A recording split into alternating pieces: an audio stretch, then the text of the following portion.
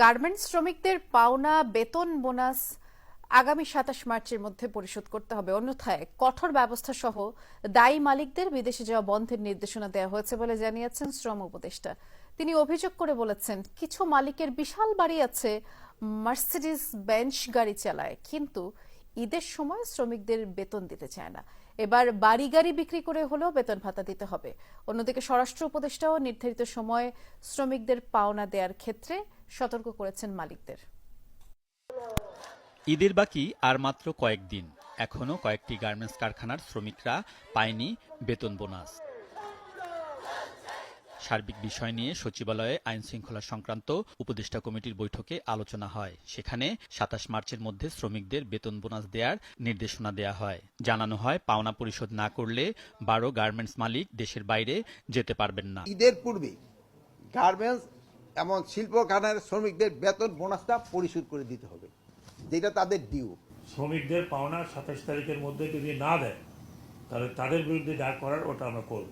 I am not going to listen to anybody. Already decision made. এখন ওনাকে বিদেশে যাওয়া বন্ধ করে দেওয়া হয়েছে।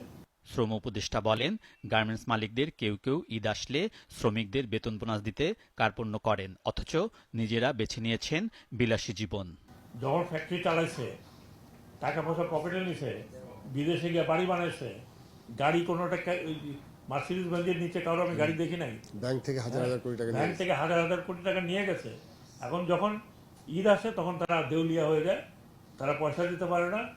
আমার কথা হচ্ছে, দিতে না পারেন, আপনি আপনার বাড়িটা বিক্রি করেন, গাড়ি বিক্রি করেন। শ্রমিকদের ট্রেড ইউনিয়ন করার অধিকার, হয়রানি সহ নানা ইস্যু নিয়ে আইএলওর গভর্নিং বডি সভায় আলোচনা হয়েছে।